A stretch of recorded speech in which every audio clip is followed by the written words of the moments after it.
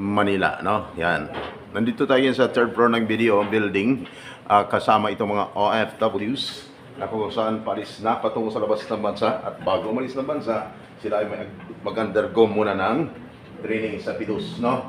Ako naman pala ang inyong tagapagsalita, Mr. Sam Carabausa ng PIDUS, AMIPA, Monday hanggang Saturday. Nandito rin po kami. Ang iba nagtatanong, Mr. Sam, bakit kayo nandito? Nandito kami dahil sa napakaraming mga services para sa inyo. May nagtatanong, Mr. Sam, ano naman ang mga services niyan? Ang lagi kong sagot, ganito, mamaya, inyong malalaman ang buong detalye sa aking pagbabalik. Okay.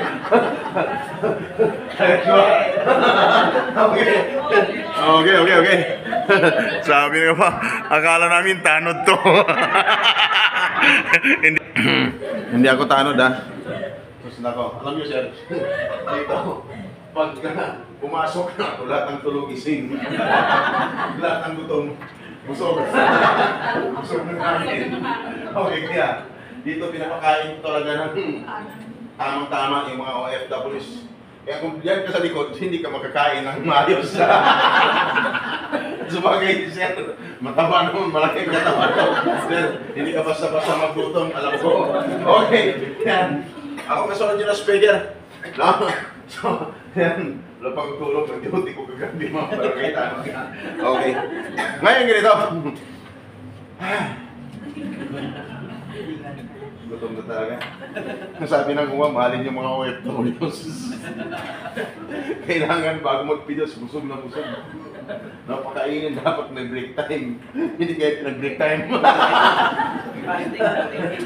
Hindi kayo pinag-break time po. Bakit? Fasting. Fasting. Talaga sa Middle East. May mga papuntang Middle East. Yan. Sa Africa, meron. Africa, Malaysia, meron. Wala. Sa Taiwan, meron. Wala. Poland, meron. Netherlands. Agad talaga ako. Alam niyo, kahit gutom kayo, pero habang tumatawa kayo, mabubusog din kayo ng hangin. Okay. Hindi ko alam kung anong itatawag ko to eh. Alam mo ba? Tinitingnan ko, parang alanganin ako. Yun na yun. Kasi ako dati. Okay na nga, bahala ka na dyan. Diyan kasi sumali. Doon ko sa likod. Diretsahan na. Okay. Saglit lang ako. Huwag kayong maglala. Mag-exam ako. Actually, 1 to 50 items.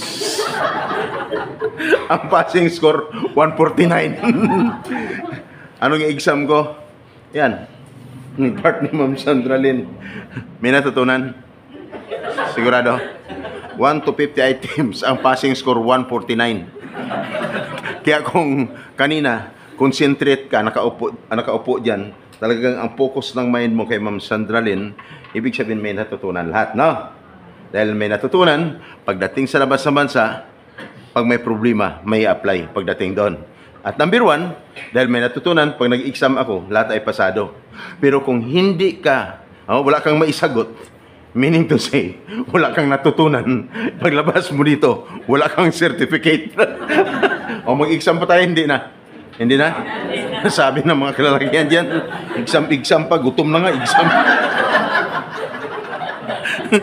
Hindi na nga pinag-break time. Exam pa, ano ba itong PIDUS na to? Tapos, hindi namin alam kung yung speaker na itong sarapan namin, kung anong pang sasabihin ito sarapan namin. No? Wala pong nagsabi sa inyo. Taga-agency. Sa mga taga-agencies, maraming salamat. Ipinadala nyo yung mga aplikante nyo dito sa amin. Ito na, makakaranas na ito ng ano. Anong sabihin ng speaker? Ano kayong sasabihin nito? Ang sasabihin ko dito, more on realities. Yung totoong nangyayari sa loob at labas ng bansa na hindi mo alam, akala mo okay ka na ngayon. Dahil paalis ka na, no? May certificate ka na. Pagdating mo doon sa labas ng bansa, doon mo ma-encounter, ano ba to? ang hirap pala dito, no? Akala namin sa Pidos lang kami nakaranas ng gutom. Yung pala, sobra pang gutom na dinanas namin ngayon dito sa Pidos, dito sa labas ng bansa. Kaya, yun, no? May mga ex-abroad ba dito? Ex-abroad. Tayo sa mga kamay. Ex-abroad. Thank you. First timer tayo sa mga kamay. Ayan, thank you. Ex-abroad. Isang tanong lang, isang sagot. Yung totoong buhay OFWs sa labas ng bansa, hindi lang yung nangyayari sa'yo, maging sa ibang mga OFWs. Hindi lang hindi lang yung naranasan mo na masarap, no? Naka-experience ka ng maganda, mayroong bad experience, mayroong good experience, no? Halo-halo yun, naranasan ng mga OFWs. Kaya kung yan ay naranasan nyo, mga ex-abroad, no? Kung hindi man naranasan ng iba, magtatanong lang ako, ex-abroad, ang sagot nyo sa akin, masarap lang o hindi, no? At isigaw nyo ang sagot nyo sa akin pag sumagot kayo. Iparinig nyo sa mga first timer dyan. Ex-abroad, masarap buhay, OFW hindi. First timer, narinig nyo. Ang iba, natakot na. Parang nahiya pa sabihin na hindi. Ang sabi ng iba, medyo, ibig sabihin, medyo alanganin ka. Okay, ngayon, normal lang yun. Bakit? May narinig ba kayong masarap? Wala. First timer, kumusta kayo? Ano ang naramdaman? Masarap ang pakiramdam o hindi? No? Tuloy, hindi. Kasi sa part ko, totoong mga nangyayari ang sabihin ko. Na hindi mo alam noon. Ex-abroad ka man, hindi mo alam noon. Bago ka umalis, ngayon malalaman mo na. Kasi bakit? Hindi mo naman ako nakita noon. Tama? At hindi din kita nakita noon. Ngayon, nakita mo ako. Dahil nandito ka. At saka nandito rin ako. Sino yung ex-abroad na nagpidos noon bago umalis? Taas yung kamay. Nagpidos ka noon. Ano ba ang tawag ko sa iyo? Ate. Kuya ate. Ate. Ate. Sugar na po ng ate. Lakas loob to magpatawag. Ate! Ilang taon ka sa labas ng bansa? 12 years. Nung umalis ka, dumaan ka ba ng Pidos? Ha? Bago umalis. Bago ka umalis. Okay. Ang tanong, saan ka nagpidos po noon ate? Sa POE. Nakita mo ba ako doon? Hindi. Tama. Kasi wala naman talaga ako doon. Anong trabaho mo, sir? Mga ate? Kasalong ka? Kaya mong gawin to? Mahirapan ka. Mahirapan ka. Kasi bakit? Kahit palambutin mo yan, talagang titigas yan. Hoy! Ate, sa loob ng 12 years, nakapag-ipon naman. Sa loob ng 12 years, nakapag-ipon naman. Sabi ko na. Doon sa amin, pag tinatanong ko, nahirapan din. Kasi sabi niya, umalis kasi ako maaga. Okay. Ate, nakapag-ipon naman sa loob ng 12 years.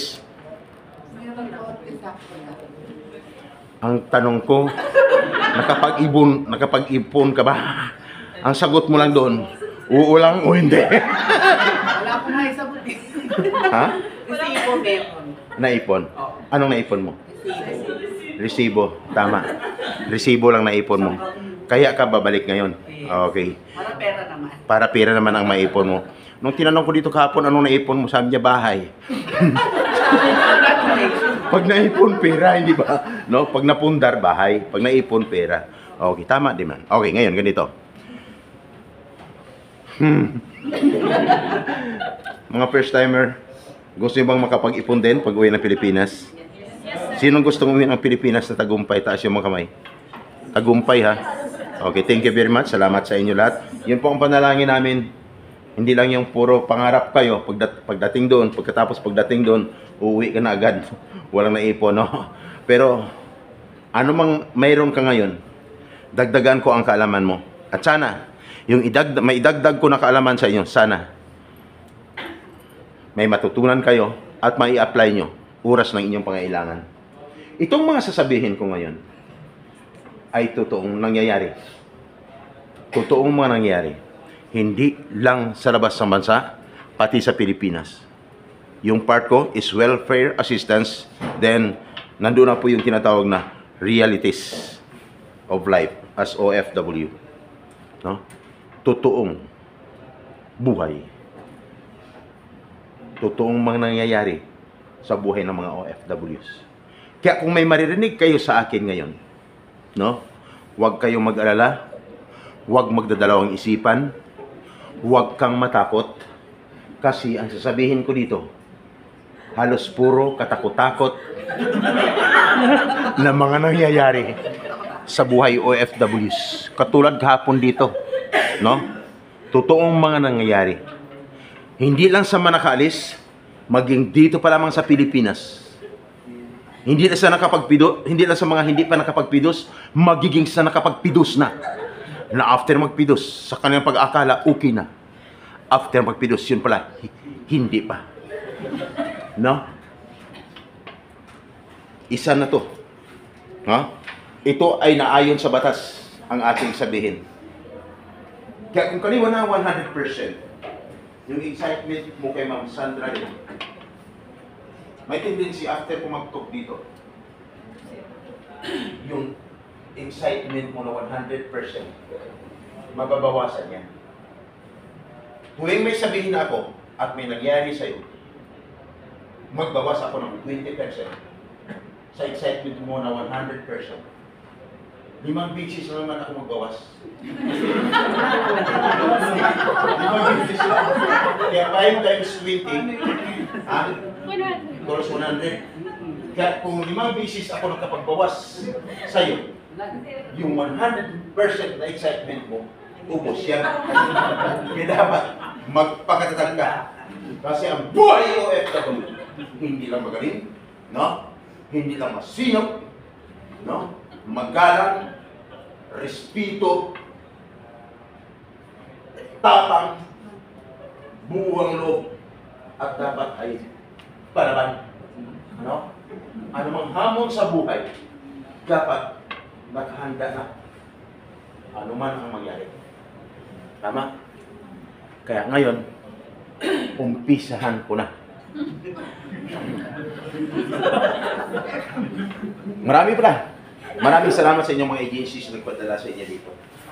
Alam nyo, pasalamat kayo sa inyong mga agencies. Mabait ang inyong mga agencies. Bakit? Kung hindi mabait yan, hindi kayo pinadala sa pidos na to. Daming pidos dito. Pidos doon, pidos doon, pidos doon. Sa labas, ang dami pang pidos. Ang problema lang, bakit dito kayo pinadala? Na marami palang kakapos-takot kayo na pinadala. Lalo na pag yung speaker na ito kapasok dito. May sinabi ba sa inyo? Maghanda kayo, may speaker doon.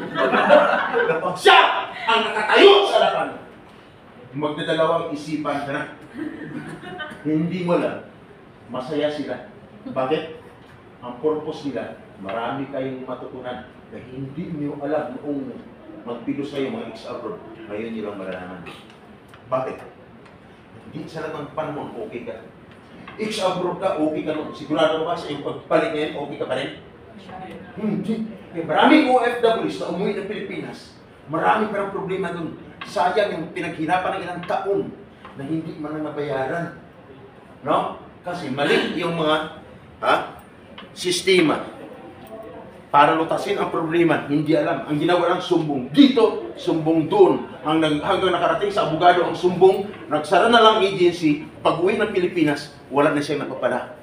May humawak na kaso sa problema. Abogado. Sa abogado, manalo o matalo, magbabayad ka. Dito sa part ko, libre at lifetime ang serbisyo. Ayos ba? Ayan, parang lumuwag. Ang pag-inamdam. Okay, ngayon, tuloy-tuloy na. Ready na ha? Ready na. Ready na, walang atrasan ha. Tuloy ang laban. Lahat ba ay nakapag-sign ng kontrata? Lahat ba ay nakapag-sign na ng kontrata? Sa mga nakapag-sign ng kontrata, Taas yung mga kamay. 8. Sa hindi pa nakapag-sign ng kontrata, taas yung mga kamay. 9. Anong mas marami? 8 or 9? Di ba 9? Oh, mas marami ang hindi nakapag-sign ng kontrata. Pero mayroong hindi tumataas ang mga kamay. 2 beses ako magpataas ng kamay. Ang tanong, sa hindi tumaas ang mga kamay, ano kayo? Sabi ng iba dyan, nakatingin lang sa akin, pakialam ko sa iyo. No? Inaalam ko lang kung ano ang nilalaman ng isipan mo kasi hindi lahat ng nakaupo dyan, no? Nakatingin sa akin, tumatango. Hindi lahat agree yan. May iba dyan na tumatango pero nasa isipan, anong oras mo naman kami pagkawalan dito? Kasi malayo ang inuwi namin at gutom na kami. Tama, ma'am? Si ma'am, familiar to sa akin eh. Familiar ka sa akin. Taga saan ka, ma'am? Ha? Antipolo ka? Parang doon ko sa dati minsan eh. Dati pumupunta ako doon. May hinahanap ng... Okay! Mrs. Sam, bakit ka nagtatanong? Para malaman ko kung sino nakapag-sign ng kontrata o hindi. Dahil alam ko na may nakapag-sign at hindi, nais ko lamang ipaalam na ayon sa batas, dapat ang isang OFW bago magpidos, dapat siya ay nakapag-sign na ng kontrata. Sabi ng iba, ha? Sign ng kontrata? Bakit kami hindi pa? Yan ang nasa batas. Dahil kung nangyari sa'yo, may ibig sabihin, bawas na ng 20%. Ang 100% na excitement mo, ang natira is 80%. At dapat, kailangan, sisiguraduhin makaalis ka na after ng pagpidos. Kasi nasa batas, ang isang OFW, mulang nag-apply at nabisahan, 60 to 90 days prior, dapat na-deploy na siya. Dapat turan niya sa Pilipinas ngayon. At dapat, wala na siya ngayon sa kanyang inuupuan dyan. Sabi ng iba, ganun ba? Kami bakit nandito pa rin?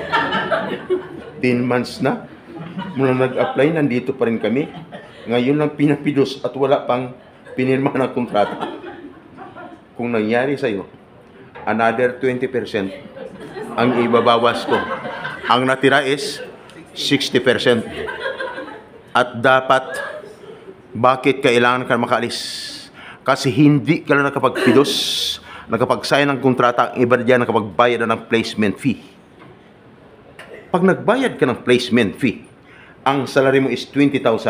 Magkano dapat ang magiging placement fee, ate? Dapat, equivalent din of 1 month salary, tama? Sabi ng iba dyan, 1 month salary? Bakit sa akin sobrang laki? May ibig sabihin, marami kang pera, kaya nakapagbigay ka ng malaki. May ibig sabihin, another 20%. Ang ibabawas ko sa'yo, ang natira is 40% na lamang po. At pag nagbayad ka, saang lugar? Sa Jollibee, sa Chowking, sa McDo, sa Max Mall Hotel o restaurant, wala sa nabanggit ko na lugar. Dapat sa loob ng agency. Sabi ng iba dyan, agency? Bakit kami sa GCash? Problema hindi? Problema. Dapat sa loob ng agency. Kung nangyari sa iyo, another 20%, ang ibabawas ko sa iyo. Ang natira is 20% na lang sa excitement mo. At pag nagbayad ka, dapat ano meron? Dapat mayroong kaukulang resibo. Sabi ng iba dyan, ha? Resibo? Bakit kami? Wala. Sir, may resibo ka? May resibo ka? Wala kang resibo? Ang delikado na to. Maraming nagbabayad, walang resibo. Ingat! Bakit? Kasi, ingat kasi. Gumalaw ang cellphone ko. Okay. Hindi. Ano lang, naghanap lang ng ano, yan.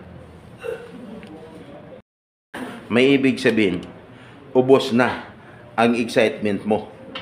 Sabi ng iba, ganun ba? Wala na, no? Parang biro lang, no? Simpleng na pag-usapan, no? Parang biro lang, no? Guys, parang biro lamang.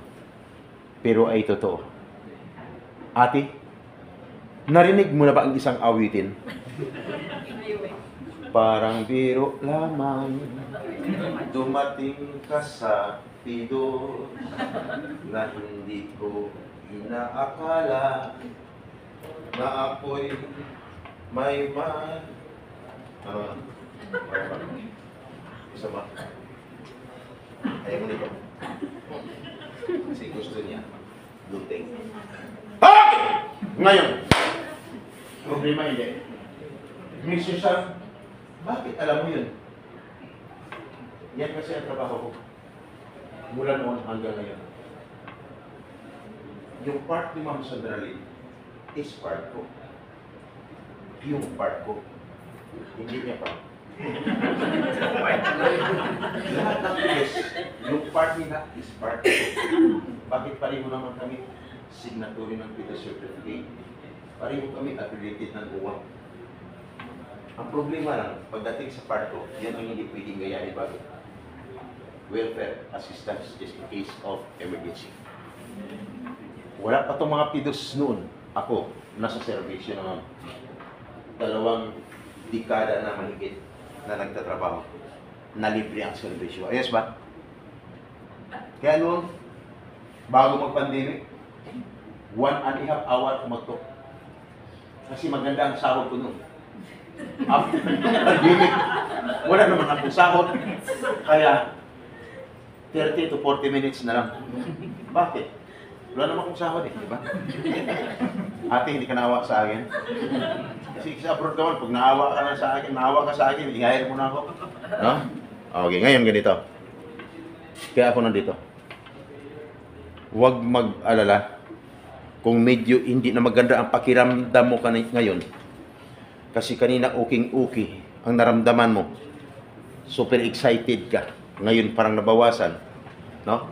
Kasi sa part ko, hindi lang doon kay Ma'am Sandra Lynn, encouragement, more on excitement. Encouragement. Pagdating sa part ko, ang maririnig mo, more on discouragement. Pero ito, isa sa mga hamon na dapat mong labanan. Bakit? At least, alam mo, no? Lagi kong sinasabi, ihanda mo ang sarili mo bilang isang bayani. Maniwala ba kayo na kayo ay bayani? So, naniwala ka ba na bayani ka? Naniwala ka? Hindi. Tingin. Naniwala ka ba, sir? Hindi. Ha? Gusto mo, sir, malaman? Na ikaw ay bayani? Gusto mong malaman? Teko, sir. Gusto mong malaman? First timer? First timer ka? Anong trabaho mo nun sa Pilipinas? Electrical. Buti may trabaho ka. Kasi nung isa dito, tinanong ko nung nakaraan, 3 taon walang trabaho. Anong ginagawa mo? Walang trabaho, paano ka nabuhay? Sabi niya, sir, kimikimpo lang. Ano chimpo? Ano klaseng chimpo? Matagal siya magsasagot. Ako nang nagsabi, kimikimpo ka pag may sumasahod. Sabi ko, parang gumanon mo. Pero huwag kang mangalala. Hindi kita huliin. Nagbago na ako ngayon. Okay! Ganun po, no? Maraming salamat, sir. Bayani ka. Bakit?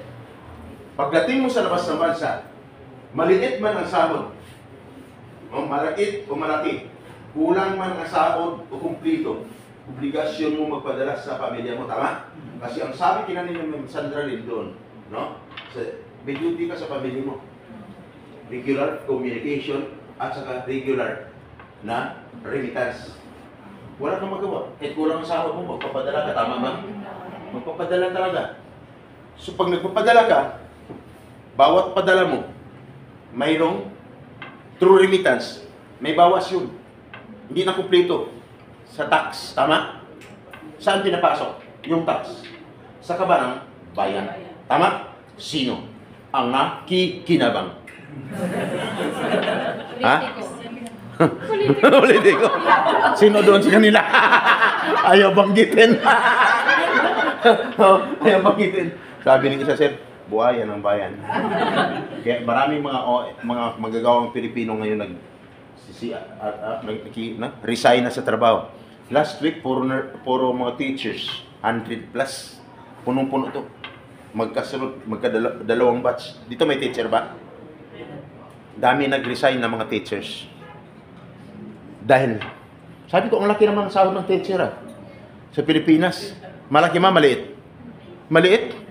Ilang taon kayo na sa Pilipinas na nag-work as teacher? 3 years. Magkano ang sahod, ma'am? Maliit lang? Isang buwan? DepEd. Oo, sa DepEd. DepEd naman talaga ang nagpapasahod. 32. Sayang yun. Resign kayo? Hindi sapat? Hindi sapat. Dagdagan daw. Ni Presidente Duterte. Teacher. Meaning to say, kayo yung mga teacher. Pagdating sa labas ng bansa, your profession, your course is education, tama? Your profession